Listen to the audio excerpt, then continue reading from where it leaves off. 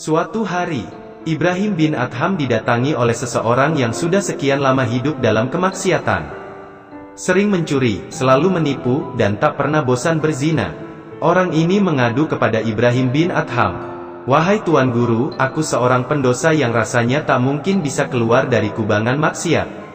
Tapi, tolong ajari aku seandainya ada cara untuk menghentikan semua perbuatan tercela ini." Ibrahim bin Adham menjawab, "Kalau kamu bisa selalu berpegang pada 5 hal ini, niscaya kamu akan terjauhkan dari segala perbuatan dosa dan maksiat. Pertama, jika kamu masih akan berbuat dosa dan maksiat, maka usahakanlah agar Allah jangan sampai melihat perbuatanmu itu." Orang itu terperangah. "Bagaimana mungkin Tuan Guru, bukankah Allah selalu melihat apa saja yang diperbuat oleh siapapun? Allah pasti tahu walaupun perbuatan itu dilakukan dalam kesendirian, di kamar yang gelap, bahkan di lubang semut pun. Wahai anak muda, kalau yang melihat perbuatan dosa dan maksiatmu itu adalah tetanggamu, kawan dekatmu, atau orang yang kamu hormati, apakah kamu akan meneruskan perbuatanmu? Lalu mengapa terhadap Allah kamu tidak malu, sementara Dia melihat apa yang kamu perbuat?" Orang itu lalu tertunduk dan berkata, "Katakanlah yang kedua Tuan Guru." "Kedua, jika kamu masih akan berbuat dosa dan maksiat, maka jangan pernah lagi kamu makan rezeki Allah." Pendosa itu kembali terperangah. "Bagaimana mungkin Tuan Guru? Bukankah semua rezeki yang ada di sekeliling manusia adalah dari Allah semata? Bahkan, air liur yang ada di mulut dan tenggorokanku adalah dari Allah juga." Ibrahim bin Adham menjawab, "Wahai anak muda, masih pantaskah kita makan rezeki Allah, sementara setiap saat kita melanggar perintahnya dan melakukan larangannya? Kalau kamu numpang makan kepada seseorang, sementara setiap saat kamu selalu mengecewakannya dan dia melihat perbuatanmu, masihkah kamu punya muka untuk terus makan darinya? Sekali-kali tidak." Katakanlah yang ketiga Tuan Guru. "Ketiga, kalau kamu masih akan berbuat dosa dan maksiat, janganlah kamu tinggal lagi di bumi Allah."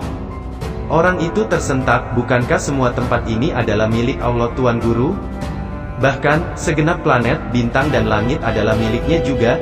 Ibrahim bin Adham menjawab, "Kalau kamu bertamu ke rumah seseorang, numpang makan dari semua miliknya, akankah kamu cukup tebal muka untuk melecehkan aturan-aturan tuan rumah itu? Sementara dia selalu tahu dan melihat apa yang kamu lakukan?" Orang itu kembali terdiam. Air mata menetes perlahan dari kelopak matanya lalu berkata, "Katakanlah yang keempat Tuan Guru." "Keempat, jika kamu masih akan berbuat dosa dan maksiat, dan suatu saat malaikat maut datang untuk mencabut nyawamu sebelum kamu bertaubat, tolaklah ia dan janganlah mau nyawamu dicabut." "Bagaimana mungkin Tuan Guru? Bukankah tak seorang pun mampu menolak datangnya malaikat maut?" Ibrahim bin Adham menjawab, "Kalau kamu tahu begitu, mengapa masih juga berbuat dosa dan maksiat? Tidakkah terpikir olehmu, jika suatu saat malaikat maut itu datang justru ketika kamu sedang mencuri, menipu, berzina dan melakukan dosa lainnya?" Air mata menetes semakin deras dari kelopak mata orang tersebut. Kemudian ia berkata, "Wahai Tuan Guru, katakanlah hal yang kelima." "Kelima, jika kamu masih akan berbuat dosa, dan tiba-tiba malaikat maut mencabut nyawamu justru ketika sedang melakukan dosa, maka janganlah mau kalau nanti malaikat Malik akan memasukkanmu ke dalam neraka. Mintalah kepadanya kesempatan hidup sekali lagi, agar kamu bisa bertaubat dan menambal dosa-dosamu itu." Pemuda itu pun berkata, "Bagaimana mungkin seseorang bisa minta kesempatan hidup lagi Tuan Guru? Bukankah hidup hanya sekali?" Ibrahim bin Adham pun lalu berkata, "Oleh karena hidup hanya sekali anak muda, dan kita tak pernah tahu kapan maut akan menjemput kita, sementara semua yang telah diperbuat pasti akan kita pertanggungjawabkan di akhirat kelak. Apakah kita masih akan menyia-nyiakan hidup ini hanya untuk menumpuk dosa dan maksiat?" Pemuda itu pun langsung pucat, dan dengan suara parau menahan ledakan tangis ia mengiba, "Cukup Tuan Guru, aku tak sanggup lagi mendengarnya." Lalu ia pun beranjak pergi meninggalkan Ibrahim bin Adham. Dan sejak saat itu, orang-orang mengenalnya sebagai seorang ahli ibadah yang jauh dari perbuatan-perbuatan tercela. Syekh Al-Imam Ibrahim bin Adham, radhiyallahu anhu. 10 pesan Ibrahim bin Adham. 1. Kalian mengenal Allah tetapi kalian tidak menunaikan haknya. 2. Kalian mengaku mencintai Rasul-Nya, tetapi kalian meninggalkan sunnah-Nya. 3. Kalian membaca Al-Quran, tetapi kalian tidak mengamalkan isinya. 4. Kalian banyak diberi nikmat karunia, akan tetapi kalian tidak mensyukurinya. 5. Kalian mengatakan bahwa setan adalah musuh, tetapi kalian justru mengikuti langkahnya. 6. Kalian mengaku bahwa surga adalah benar adanya, namun kalian tidak melakukan amalan-amalan yang mengantar ke sana. 7. Kalian mengaku bahwa neraka adalah benar adanya, tetapi kalian tidak lari dari panas siksanya. 8. Kalian mengaku bahwa kematian benar adanya, namun kalian tidak mempersiapkan diri ke sana. 9. Kalian sibuk mengurusi kekurangan orang lain, tetapi kalian lupa akan kekurangan diri sendiri. 10. Kalian menguburkan jenazah, akan tetapi tidak mau mengambil pelajaran dari peristiwa kematian. Ada 7 perkara yang perlu diingat. 1. Orang yang banyak bicara janganlah kamu harapkan sangat kesadaran hatinya. 2. Orang yang banyak makan janganlah kamu harapkan sangat kata-kata hikmat darinya. 3. Orang yang banyak bergaul dengan manusia janganlah kamu harapkan sangat kemanisan ibadahnya. 4. Orang yang cinta kepada dunia janganlah kamu harapkan sangat husnul hatimahnya. 5. Orang yang memilih berkawan dengan orang yang zalim janganlah kamu harapkan sangat kelurusan agamanya. 6. Orang yang mencari keridhaan manusia janganlah harapkan sangat akan keridhaan Allah Subhanahu wa Ta'ala daripadanya.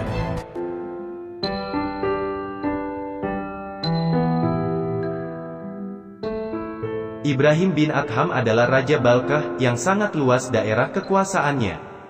Kemanapun ia pergi, 40 buah pedang emas dan 40 buah tongkat kebesaran emas diusung di depan dan di belakangnya.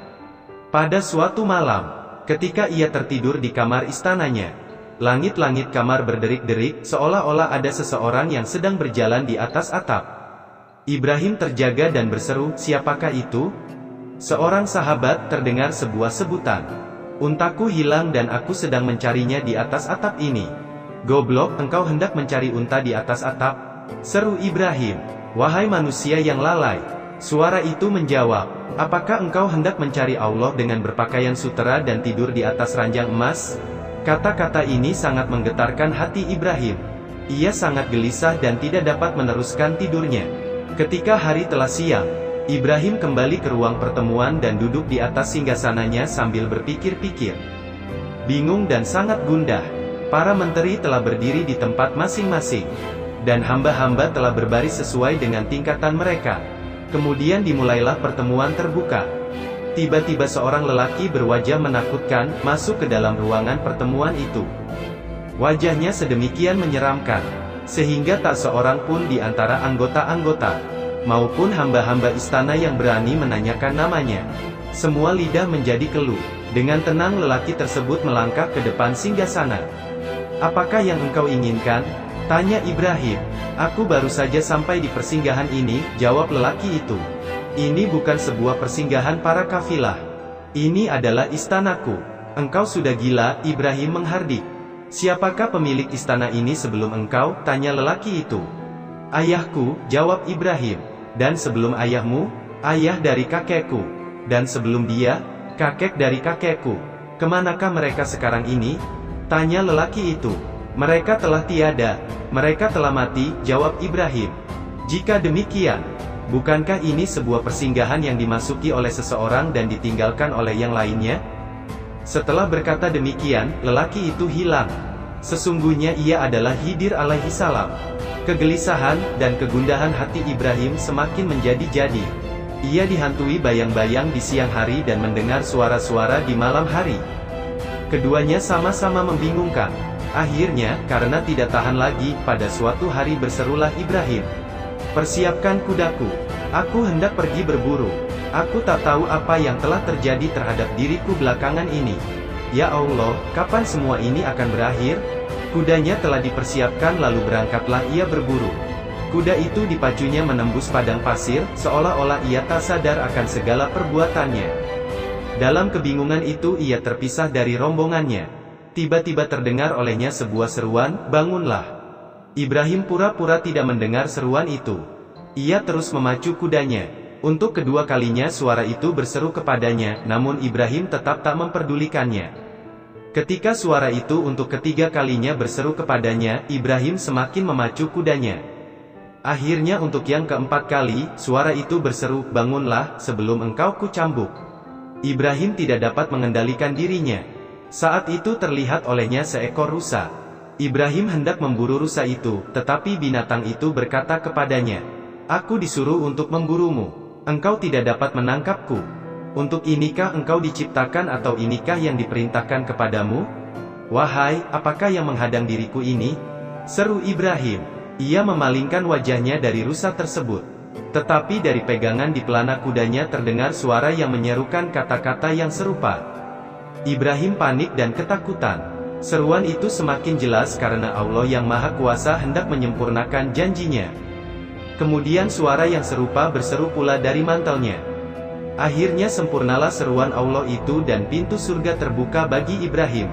Keyakinan yang teguh telah tertanam di dalam dadanya. Ibrahim turun dari tunggangannya. Seluruh pakaian dan tubuh kudanya basah oleh cucuran air matanya. Dengan sepenuh hati Ibrahim bertaubat kepada Allah. Ketika Ibrahim menyimpang dari jalan raya, ia melihat seseorang gembala yang mengenakan pakaian dan topi terbuat dari bulu domba. Sang pengembala sedang menggembalakan sekawanan ternak. Setelah dia matinya, ternyata si gembala itu adalah sahayanya yang sedang menggembalakan domba-domba miliknya pula. Kepada si gembala itu, Ibrahim menyerahkan mantelnya yang bersulam emas, topinya yang bertatakan batu-batu permata beserta domba-domba tersebut. Sedang dari si gembala itu Ibrahim meminta pakaian dan topi bulu domba yang sedang dipakainya. Ibrahim lalu mengenakan pakaian dan topi bulu milik si gembala itu. Dan semua malaikat menyaksikan perbuatannya itu dengan penuh kekaguman. Betapa megah kerjaan yang diterima putra Adam ini. Malaikat-malaikat itu berkata, "Ia telah mencampakkan pakaian keduniawian yang kotor, lalu menggantinya dengan jubah kepapaan yang megah." Dengan berjalan kaki, Ibrahim mengelana melalui gunung-gunung dan padang pasir yang luas sambil meratapi dosa-dosa yang pernah dilakukannya. Akhirnya sampailah ia di Merv. Di sini Ibrahim melihat seorang lelaki terjatuh dari sebuah jembatan. Pastilah ia akan binasa dihanyutkan oleh air sungai. Dari kejauhan Ibrahim berseru, "Ya Allah, selamatkanlah dia." Seketika itu juga, tubuh lelaki itu berhenti di udara, sehingga para penolong tiba dan menariknya ke atas. Dan dengan terheran-heran mereka memandang kepada Ibrahim. "Manusia apakah ia itu?" seru mereka. Ibrahim meninggalkan tempat itu dan terus berjalan sampai ke Nishapur. Di kota Nishapur Ibrahim mencari sebuah tempat terpencil, di mana ia dapat tekun mengabdi kepada Allah. Akhirnya, ditemuinyalah sebuah gua yang di kemudian hari menjadi amat termasyhur. Di dalam gua itulah, Ibrahim menyendiri selama 9 tahun. 3 tahun pada masing-masing ruang yang terdapat di dalamnya. Tak seorang pun yang tahu apakah yang telah dilakukannya baik siang maupun malam di dalam gua itu. Karena hanya seorang manusia luar biasa perkasanya, yang sanggup menyendiri di dalam gua itu pada malam hari. Setiap hari Kamis, Ibrahim memanjat keluar dari gua tersebut untuk mengumpulkan kayu bakar. Keesokan paginya pergilah ia ke Nishapur untuk menjual kayu-kayu itu. Setelah melakukan salat Jumat, ia pergi membeli roti dengan uang yang diperolehnya. Roti itu separuhnya diberikannya kepada pengemis dan separuhnya lagi untuk pembuka puasanya. Demikianlah yang dilakukannya setiap pekan. Pada suatu malam di musim salju, Ibrahim sedang berada dalam ruang pertapaannya. Malam itu udara sangat dingin dan untuk bersuci Ibrahim harus memecahkan es. Sepanjang malam badannya menggigil, namun ia tetap melakukan salat dan berdoa hingga fajar menyingsing. Ia hampir mati kedinginan. Tiba-tiba ia teringat pada api. Di atas tanah dilihatnya ada sebuah kain bulu. Dengan kain bulu itu sebagai selimut ia pun tertidur. Setelah hari terang benderang barulah ia terjaga dan badannya terasa hangat.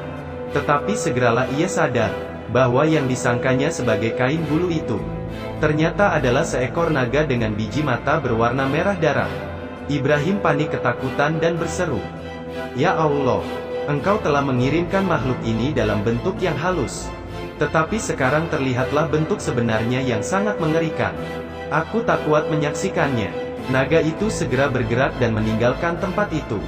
Setelah 2 atau 3 kali bersujud di depan Ibrahim, Ketika kemasyhuran perbuatan-perbuatannya tersebar luas, Ibrahim meninggalkan gua tersebut dan pergi ke Mekah. Di tengah padang pasir, Ibrahim berjumpa dengan seorang tokoh besar agama, yang mengajarkan kepadanya nama yang teragung dari Allah, dan setelah itu pergi meninggalkannya. Dengan nama yang teragung itu, Ibrahim menyeru Allah, dan sesaat kemudian tampaklah olehnya Nabi Khidir alaihi salam. "Ibrahim," kata Nabi Khidir kepadanya, "saudaraku, Daudlah yang mengajarkan kepadamu nama yang teragung itu." Kemudian mereka berbincang-bincang mengenai berbagai masalah. Dengan seizin Allah, Khidir adalah manusia pertama yang telah menyelamatkan Ibrahim. Mengenai kelanjutan-kelanjutan menuju Mekah, Ibrahim mengisahkan sebagai berikut. "Setibanya di Zatul Ir, kudapati 70 orang yang berjubah kain perca, tergeletak mati dan darah mengalir dari lubang telinga mereka. Aku berjalan mengitari mayat-mayat tersebut, ternyata salah seorang di antaranya masih hidup. Anak muda, apakah yang telah terjadi?" Aku bertanya kepadanya, "Wahai anak Adam," jawabnya padaku, "beradalah di dekat air dan tempat salat. Janganlah menjauh agar engkau tidak dihukum. Tetapi jangan pula terlalu dekat agar engkau tidak celaka. Tidak seorang manusia pun boleh bersikap terlampau berani di depan Sultan. Takutilah sahabat yang membantai dan memerangi para peziarah ke tanah suci. Seakan-akan mereka itu orang-orang kafir Yunani. Kami ini adalah rombongan sufi, yang menembus padang pasir dengan berpasrah kepada Allah, dan berjanji tidak akan mengucapkan sepatah kata pun di dalam perjalanan. Tidak akan memikirkan apapun kecuali Allah. Senantiasa membayangkan Allah ketika berjalan maupun istirahat, dan tidak peduli kepada segala sesuatu kecuali kepadanya. Setelah kami mengarungi padang pasir, dan sampai ke tempat di mana para peziarah harus mengenakan jubah putih, Khidir alaihissalam datang menghampiri kami. Kami mengucapkan salam kepadanya dan Khidir membalas salam kami. Kami sangat gembira dan berkata, "Alhamdulillah. Sesungguhnya perjalanan kita telah diridai Allah, dan yang mencari telah mendapatkan yang dicari. Karena bukankah manusia suci sendiri telah datang untuk menyambut kita?" Tapi, saat itu juga berserulah sebuah suara di dalam diri kami. "Kalian pendusta dan berpura-pura. Demikianlah kata-kata dan janji kalian dahulu. Kalian lupa padaku dan memuliakan yang lain. Binasalah kalian. Aku tidak akan membuat perdamaian dengan kalian. Sebelum nyawa kalian kucabut sebagai pembalasan, dan sebelum darah kalian kutumpahkan dengan pedang kemurkaan. Manusia-manusia yang engkau saksikan terkapar di sini, semuanya adalah korban dari pembalasan itu. Wahai Ibrahim, berhati-hatilah engkau. Engkau pun mempunyai ambisi yang sama. Berhati-hatilah atau menyingkirlah jauh-jauh." Aku sangat gemetar mendengar kisah itu. Aku bertanya kepadanya, "Tetapi mengapakah engkau tidak turut dibinasakan?" Kepadaku dikatakan, "Sahabat-sahabatmu telah matang sedang engkau masih mentah. Biarlah engkau hidup beberapa saat lagi dan segera akan menjadi matang. Setelah matang engkau pun akan menyusul mereka." Setelah berkata demikian ia pun menghembuskan nafasnya yang terakhir. 14 tahun lamanya Ibrahim mengarungi padang pasir. Dan selama itu pula ia selalu berdoa dan merendahkan diri kepada Allah. Ketika hampir sampai ke kota Mekah, para sesepuh kota hendak menyambutnya. Ibrahim mendahului rombongan agar tidak seorang pun dapat mengenali dirinya. Hamba-hamba yang mendahului para sesepuh tanah suci melihat Ibrahim, tetapi karena belum pernah bertemu dengannya, mereka tak mengenalnya. Setelah Ibrahim begitu dekat, para sesepuh itu berseru, "Ibrahim bin Adham hampir sampai. Para sesepuh tanah suci telah datang menyambutnya. Apakah yang kalian inginkan dari si bid'ah itu?" tanya Ibrahim kepada mereka. Mereka langsung meringkus Ibrahim dan memukulinya. Para sesepuh tanah suci sendiri datang menyambut Ibrahim, tetapi engkau menyambutnya bid'ah? Hardik mereka, "Ya, aku katakan bahwa dia adalah seorang bid'ah." Ibrahim mengulangi ucapannya. Ketika mereka meninggalkan dirinya, Ibrahim berkata pada dirinya sendiri, "Engkau pernah menginginkan agar para sesepuh itu datang menyambut kedatanganmu. Bukankah telah engkau peroleh beberapa pukulan dari mereka? Alhamdulillah, telah kusaksikan betapa engkau telah memperoleh apa yang engkau inginkan." Ibrahim menetap di Mekah. Ia selalu dikelilingi oleh beberapa orang sahabat, dan ia memperoleh nafkah dengan memeras keringat sebagai tukang kayu. Ketika berangkat dari Balkeh, Ibrahim bin Adham meninggalkan seorang putera yang masih menyusui. Suatu hari, setelah si putera telah dewasa, ia menanyakan perihal ayahnya kepada ibunya. "Ayahmu telah hilang," si ibu menjelaskan.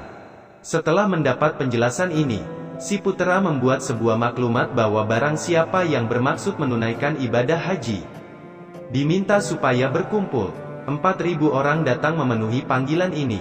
Kemudian ia lalu memberikan biaya makan dan unta selama dalam perjalanan kepada mereka itu. Ia sendiri memimpin rombongan itu menuju kota Mekah. Dalam hati ia berharap semoga Allah mempertemukan dia dengan ayahnya. Sesampainya di Mekah, di dekat pintu Masjidil Haram, mereka bertemu dengan serombongan sufi yang mengenakan jubah kain perca. "Apakah kalian mengenal Ibrahim bin Adham?" Si pemuda bertanya kepada mereka. "Ibrahim bin Adham adalah sahabat kami. Ia sedang mencari makanan untuk menjamu kami." Pemuda itu meminta agar mereka sudi mengantarkannya ke tempat Ibrahim saat itu.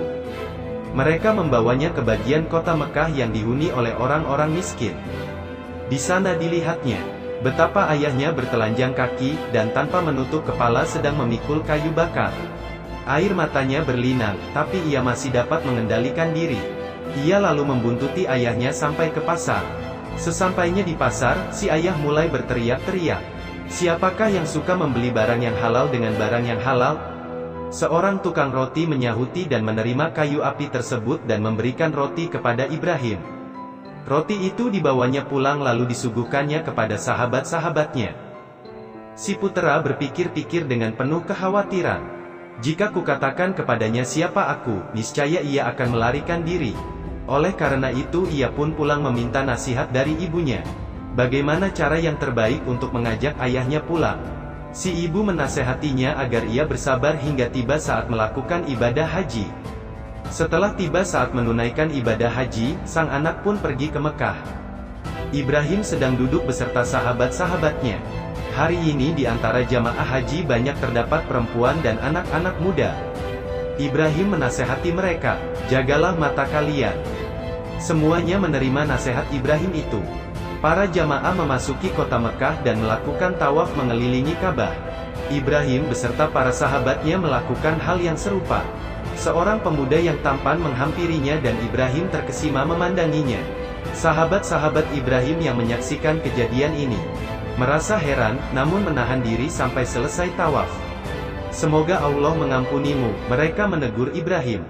"Engkau telah menasehati kami agar menjaga mata dari setiap perempuan atau anak-anak. Tetapi engkau sendiri telah terpesona memandang seorang pemuda tampan. Jadi kalian telah menyaksikan perbuatanku itu?" "Iya, kami telah menyaksikannya," jawab mereka. Ketika pergi dari Balkeh, Ibrahim mulai memberi penjelasan, "Aku meninggalkan seorang anakku yang masih menyusui. Aku yakin pemuda tadi adalah anakku sendiri." Keesokan harinya tanpa sepengetahuan Ibrahim, salah seorang sahabatnya pergi mengunjungi perkemahan jamaah dari Balkeh. Di antara semua tenda-tenda itu ada sebuah tenda yang terbuat dari kain brokat. Di dalamnya berdiri sebuah mahligai, dan di atas mahligai itu, si pemuda sedang duduk membaca Al-Quran sambil menangis. Sahabat Ibrahim tersebut meminta izin untuk masuk. "Dari manakah engkau datang?" tanyanya kepada si pemuda. "Dari Balkeh," jawab si pemuda. "Putera siapakah engkau?" Si pemuda menutup wajahnya lalu menangis. "Sampai kemarin aku belum pernah menatap wajah ayahku," katanya sambil memindahkan Al-Quran yang sedang dibacanya tadi. "Walaupun demikian, aku belum merasa pasti apakah ia ayahku atau bukan. Aku khawatir, jika ku katakan kepadanya siapa aku sebenarnya, ia akan menghindarkan diri kembali dari kami. Ayahku adalah Ibrahim bin Adham, raja dari Balkeh." Sahabat Ibrahim lalu membawa si pemuda bertemu dengan ayahnya. Ibunya pun turut menyertai mereka. Ketika mereka sampai ke tempat Ibrahim, Ibrahim sedang duduk bersama sahabat-sahabatnya di depan pojok Yamani. Dari kejauhan Ibrahim telah melihat sahabatnya datang beserta si pemuda dan ibunya. Begitu melihat Ibrahim, wanita itu menjerit dan tidak dapat mengendalikan dirinya lagi. "Inilah ayahmu." Semuanya gempar. Semua orang yang berada di tempat itu serta sahabat-sahabat Ibrahim meneteskan air mata. Begitu si pemuda dapat menguasai diri, ia segera mengucapkan salam kepada ayahnya. Ibrahim menjawab salam anaknya kemudian merangkulnya. "Agama apakah yang engkau anut?" tanya Ibrahim kepada anaknya. "Agama Islam." "Alhamdulillah," ucap Ibrahim. "Dapatkah engkau membaca Al-Quran?" "Iya," jawab anaknya. "Alhamdulillah. Apakah engkau sudah mendalami agama ini?" "Sudah." Setelah itu Ibrahim hendak pergi. Tetapi anaknya tidak mau melepaskannya. Ibunya meraung keras-keras. Ibrahim menengadahkan kepalanya dan berseru, "Ya Allah, selamatkanlah diriku ini." Seketika itu juga anaknya yang sedang berada dalam rangkulannya menemui ajal. "Apakah yang terjadi Ibrahim?" sahabat-sahabatnya bertanya. "Ketika aku merangkulnya," Ibrahim menerangkan, "timbullah rasa cintaku kepada anakku, dan sebuah suara berseru kepadaku. Engkau mengatakan bahwa engkau mencintai aku. Tetapi nyatanya engkau mencintai seorang lain di samping aku. Engkau telah menasehati sahabat-sahabatmu, agar mereka tidak memandang wanita dan perempuan. Tetapi hatimu sendiri lebih tertarik kepada wanita dan pemuda itu." Mendengar kata-kata itu aku pun berdoa, "Ya Allah yang Maha Besar, selamatkanlah diriku ini. Anak ini akan merenggut seluruh perhatianku sehingga aku tidak dapat mencintaimu lagi. Cabutlah nyawa anakku atau cabutlah nyawaku sendiri." Dan kematian anakku tersebut merupakan jawaban terhadap doaku. Seseorang bertanya kepada Ibrahim bin Adham, "Apakah yang telah terjadi terhadap dirimu, sehingga engkau meninggalkan kerajaanmu?" "Pada suatu hari, aku sedang duduk di atas takhta dan sebuah cermin dipegangkan di hadapanku. Aku memandang cermin itu. Tiba-tiba yang terlihat olehku adalah sebuah kuburan. Sedang di dalamnya tak ada teman-teman yang kukenal. Sebuah perjalanan yang jauh terbentang di depanku sedang aku tak punya bekal. Kulihat seorang hakim yang adil, sedang aku tidak mempunyai seorang pun yang membela diriku. Setelah kejadian itu aku benci melihat kerajaanku. Mengapa pula engkau meninggalkan Khurasan?" Sahabat-sahabatnya bertanya, "Di Khurasan banyak kudengarkan kata-kata mengenai sahabat sejati," jawab Ibrahim. "Mengapa engkau tidak beristri lagi? Maukah seorang wanita mengambil seorang suami yang akan membuatnya lapar dan tak berpakaian?" Ibrahim balik bertanya. "Tidak," jawab mereka. "Itulah sebabnya aku tidak mau menikah lagi." Ibrahim menjelaskan, "Setiap wanita yang kunikahi akan lapar dan bertelanjang seumur hidupnya. Bahkan seandainya sanggup, aku ingin menceraikan diriku sendiri. Bagaimanakah aku dapat membawa seseorang yang lain di atas pelana kudaku?" Kemudian ia berpaling kepada seorang pengemis, yang turut mendengarkan kata-katanya itu dan bertanya kepada pengemis itu, "Apakah engkau mempunyai seorang istri?" "Tidak," jawab si pengemis. "Apakah engkau mempunyai seorang anak?" "Tidak." Baik sekali," seru Ibrahim. "Mengapa engkau berkata demikian?" si pengemis bertanya. Seorang pengemis yang menikah adalah seperti seorang yang menumpang sebuah perahu. Apabila anak-anaknya lahir, tenggelamlah ia. Suatu hari Ibrahim menyaksikan seorang pengemis sedang meratapi nasibnya. "Aku menduga bahwa engkau membeli pekerjaan ini dengan gratis," kata Ibrahim kepadanya. "Apakah pekerjaan mengemis diperjualbelikan?" si pengemis bertanya heran. "Sudah tentu," jawab Ibrahim. "Aku sendiri telah membelinya dengan kerajaan Balkah, dan aku merasa sangat beruntung." Seseorang datang hendak memberi uang 1000 dinar kepada Ibrahim. "Terimalah uang ini," katanya kepada Ibrahim. "Aku tak mau menerima sesuatu pun dari para pengemis," jawab Ibrahim. "Tetapi aku adalah seorang yang kaya," balas orang itu. "Apakah engkau masih menginginkan kekayaan yang lebih besar dari yang telah engkau miliki sekarang ini?" tanya Ibrahim. "Ya," jawabnya. "Bawalah kembali uang ini. Engkau adalah ketua para pengemis. Engkau bahkan bukan seorang pengemis lagi, tetapi seorang yang sangat papa dan terlunta-lunta." Kepada Ibrahim dikabarkan mengenai seorang pertapa remaja yang telah memperoleh pengalaman-pengalaman menakjubkan dan telah melakukan disiplin yang sangat keras. "Antarkanlah aku kepadanya, karena aku ingin sekali bertemu dengannya," kata Ibrahim. Mereka mengantarkan Ibrahim ke tempat si pemuda bertapa. "Jadilah tamuku selama 3 hari," si pemuda mengundang Ibrahim. Ibrahim menerima undangannya dan selama itu pula Ibrahim memperhatikan tingkah lakunya. Ternyata yang disaksikan Ibrahim lebih menakjubkan daripada yang telah didengarnya dari sahabat-sahabatnya. Sepanjang malam si pemuda tidak pernah tertidur atau terlena. Menyaksikan semua ini Ibrahim merasa iri. Aku sedemikian lemah. Tidak seperti pemuda ini yang tak pernah tidur dan beristirahat sepanjang malam. Aku akan mengamati dirinya lebih seksama, Ibrahim berkata dalam hati. Akan kuselidiki apakah syaitan telah masuk ke dalam tubuhnya. Atau apakah semua ini wajar sebagaimana yang semestinya. Aku harus meneliti sedalam-dalamnya. Yang menjadi inti persoalan adalah apa yang dimakan oleh seseorang. Maka diselidikinyalah makanan si pemuda. Ternyata si pemuda memperoleh makanan dari sumber yang tidak halal. Maha besar Allah, ternyata semua ini adalah perbuatan syaitan, Ibrahim berkata dalam hati. Aku telah menjadi tamumu selama 3 hari, kata Ibrahim. Kini engkaulah yang menjadi tamuku selama 40 hari. Si pemuda setuju. Ibrahim membawa si pemuda ke rumahnya, dan menjamunya dengan makanan yang telah diperolehnya dengan memeras keringatnya sendiri. Seketika itu juga, kegembiraan si pemuda hilang. Semua semangat dan kegesitannya buyar. Ia tidak dapat lagi hidup tanpa beristirahat dan tidur. Ia lalu menangis. Apakah yang telah engkau perbuat terhadapku? Tanya si pemuda kepada Ibrahim. Makananmu engkau peroleh dari sumber yang tak halal. Setiap saat syaitan merasuk ke dalam tubuhmu. Tetapi begitu engkau menelan makanan yang halal, ketahuanlah bahwa semua hal-hal menakjubkan yang dapat engkau lakukan selama ini adalah pekerjaan syaitan. Sahal bin Ibrahim berkisah, ketika melakukan perjalanan dengan Ibrahim bin Adham, aku jatuh sakit.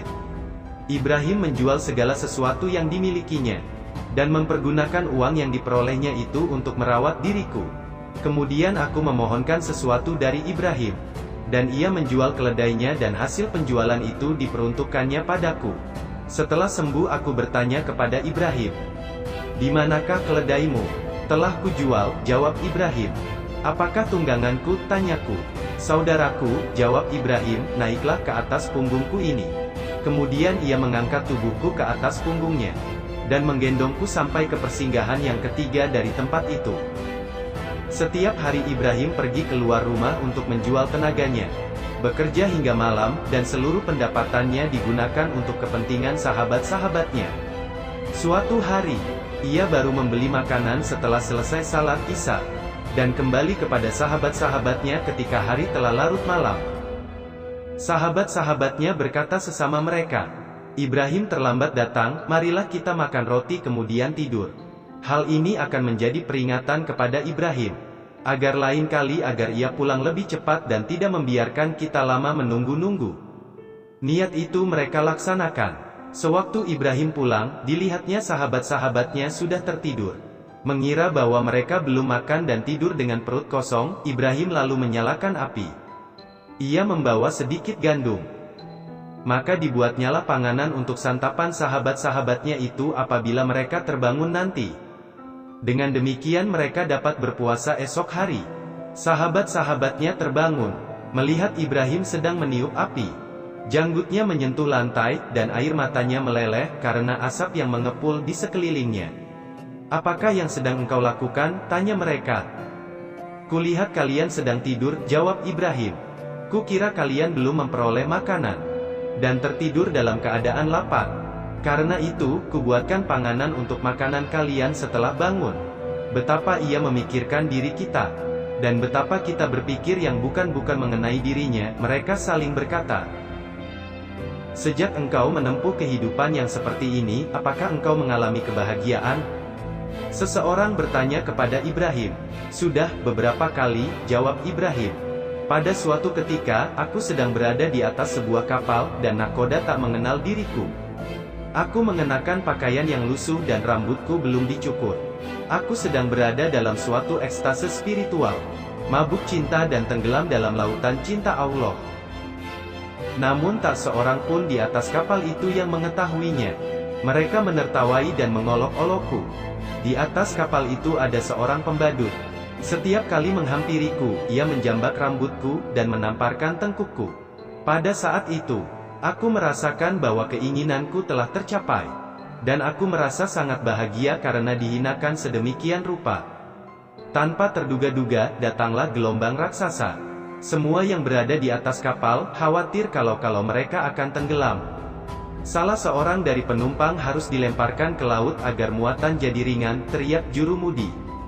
Mereka segera meringkusku untuk dilemparkan ke laut. Tetapi untunglah seketika itu juga gelombang mereda dan perahu itu tenang kembali. Pada saat mereka menarik telingaku untuk dilemparkan ke laut itulah, aku merasakan bahwa keinginanku telah tercapai dan aku merasa sangat berbahagia. Dalam peristiwa yang lain, aku pergi ke sebuah masjid untuk tidur di sana. Tetapi orang-orang tidak mengizinkan aku tidur di dalam masjid itu. Sedangkan aku sedemikian lemah dan letih, sehingga tak sanggup berdiri untuk meninggalkan tempat itu. Orang-orang menarik kakiku dan menyeretku keluar. Masjid itu mempunyai 3 buah anak tangga. Setiap kali membentur anak tangga itu, kepalaku mengeluarkan darah. Pada saat itu aku merasa bahwa keinginanku telah tercapai. Sewaktu mereka melemparkan diriku ke anak tangga yang berada di bawah, misteri alam semesta terbuka kepadaku dan aku berkata di dalam hati, mengapa masjid ini tidak mempunyai lebih banyak anak tangga? Sehingga semakin bertambah pula kebahagiaanku. Dalam peristiwa lain, aku sedang asyik dalam ekstase. Seorang pembadut datang dan mengencingiku. Pada saat itu aku pun merasa bahagia. Dalam sebuah peristiwa, aku mengenakan sebuah mantel bulu. Mantel itu penuh dengan tuma yang tanpa ampun lagi mengganyang tubuhku. Tiba-tiba aku teringat akan pakaian bagus yang tersimpan di dalam gudang, tetapi hatiku berseru, mengapa? Apakah semua itu menyakitkan? Pada saat itu aku merasa bahwa keinginanku telah tercapai. Ibrahim berkisah, pada suatu hari ketika aku sedang mengarungi padang pasir dan aku berpasrah diri kepada Allah. Telah beberapa hari lamanya aku tidak makan. Aku teringat kepada seorang sahabat tetapi aku segera berkata kepada diriku sendiri, jika aku pergi ke tempat sahabatku, apakah gunanya kepasrahanku kepada Allah? Kemudian aku memasuki sebuah masjid sambil bibirku bergerak-gerak menggumamkan, aku telah mempercayakan diriku kepada Dia yang hidup dan tak pernah mati. Tidak ada Tuhan selainnya. Sebuah suara berseru dari langit, Maha besar Allah yang telah menggosongkan bumi bagi orang-orang yang berpasrah diri kepadanya. Aku bertanya, mengapakah demikian? Suara itu menjawab, betapakah seseorang benar-benar berpasrah diri kepada Allah, melakukan perjalanan jauh demi sesuap makanan yang dapat diberikan sembarang sahabatnya. Kemudian menyatakan, aku telah memasrahkan diriku kepada Yang Maha Hidup dan tidak pernah mati. Engkau telah memberikan ucapan berpasrah kepada Allah kepada seseorang pendusta. Ibrahim berkisah, pada suatu ketika, aku membeli seorang hamba. Siapakah namamu? Tanyaku padanya. Panggilanmu terhadapku, jawabnya. Apakah yang engkau makan? Makanan yang kau berikan untukku makan. Pakaian apakah yang engkau pakai? Pakaian yang engkau berikan untukku kenakan. Apakah yang engkau kerjakan? Pekerjaan yang engkau perintahkan kepadaku. Apakah yang engkau inginkan? Apakah hak seorang hamba untuk menginginkan? Jawabnya. Celakalah engkau, kataku kepada diriku sendiri. Seumur hidup engkau adalah hamba Allah. Kini ketahuilah bagaimana seharusnya menjadi seorang hamba. Sedemikian lamanya aku menangis sehingga aku tidak sadarkan diri. Tak seorang pun pernah menyaksikan Ibrahim duduk bersila. Mengapa engkau tak pernah duduk bersila? Tanya seseorang kepadanya. Ibrahim menjawab, pada suatu hari, ketika aku duduk bersila, terdengar olehku suara yang berkata kepadaku, wahai anak Adam, apakah hamba-hamba duduk seperti itu di hadapan Tuhan mereka? Segeralah aku duduk tegak dan memohon ampunan. Ibrahim berkata, pada suatu ketika, aku berjalan menempuh padang pasir sambil memasrahkan diri kepada Allah. Sudah 3 hari lamanya aku tidak makan. Kemudian syaitan datang kepadaku dan menggoda. Apakah engkau meninggalkan kerajaanmu beserta kemegahan-kemegahan yang sedemikian banyak, hanya untuk pergi ke tanah suci dalam keadaan lapar seperti ini? Sesungguhnya engkau dapat melakukan hal yang serupa tanpa penderitaan ini. Setelah mendengar kata-kata syaitan itu, aku tengadahkan kepalaku dan berseru kepada Allah. Ya Allah, apakah engkau lebih suka mengangkat musuhmu daripada sahabatmu untuk menyiksa diriku? Kuatkanlah diriku karena aku tak sanggup menyeberangi padang pasir ini tanpa pertolonganmu. Maka terdengarlah olehku sebuah seruan. Ibrahim, campakkanlah yang di dalam sakumu itu, sehingga kami dapat mendatangkan karunia kami dari alam gaib. Aku rogoh sakuku, kudapatkan 4 buah mata uang perak yang tanpa sengaja terbawa olehku.